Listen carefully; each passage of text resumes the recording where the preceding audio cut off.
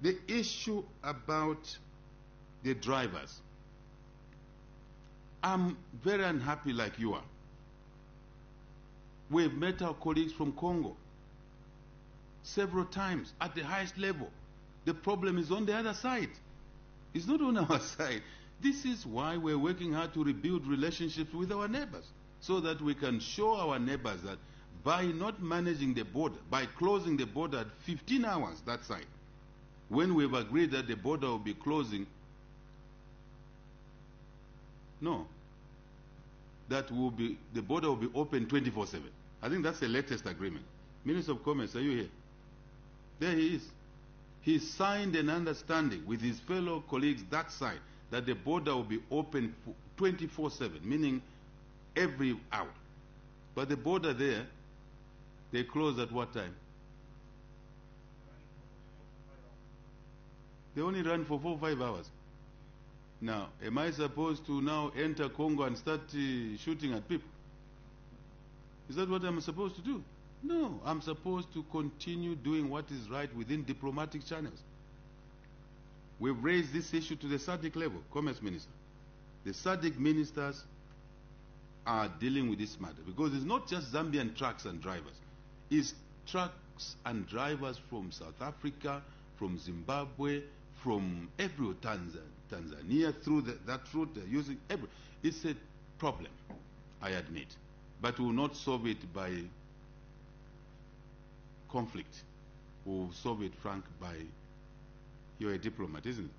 More economic development. To show our friends that even them are losing. One driver died holding his steering wheel on the queue. No one can be happy with that. But we're doing our best, colleagues. It's a matter beyond our control.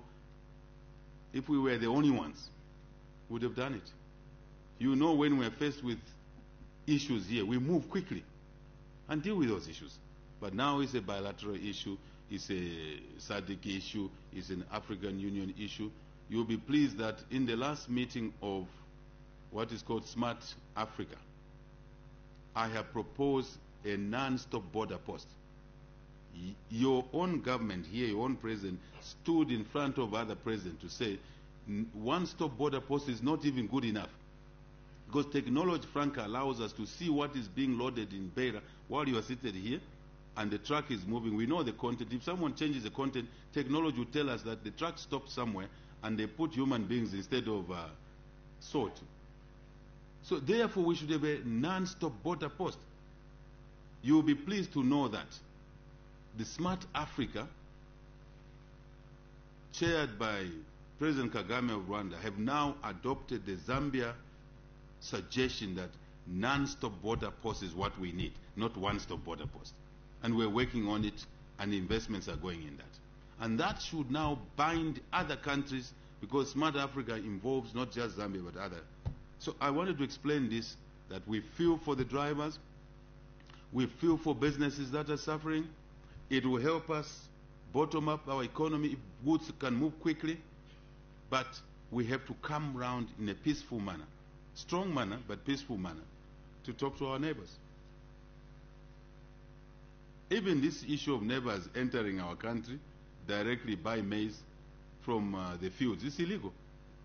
There are national boundaries.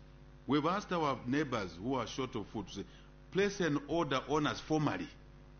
Place an order, and we negotiate. Then we go to our farmers, please, produce more, and you can supply meal to this order in Congo, in Tanzania. Minister of Commerce, you want to confirm that now Congo has given us an order.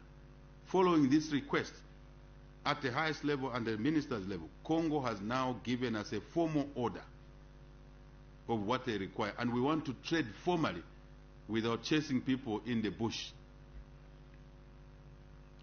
Progress again. That's not rhetoric. That's real. Real. But we also want the money to be paid into our banking system so that the dollars come into our economy and not paid into offshore centers, and we don't have the dollars, franc, coming back into our economy. Yet we spend dollars to buy the fertilizer. This is what I mean. And that's what's creating distortions on the foreign exchange market. So we are now invoking the banks and our friends across to say, deposit money in our banking system in exchange for millimil at a price which is agreed. I will not encourage the minister to say the price. The price is good. We've been able to negotiate a fantastic price. Give us credit. Don't give us credit, we'll continue working, because that's our duty.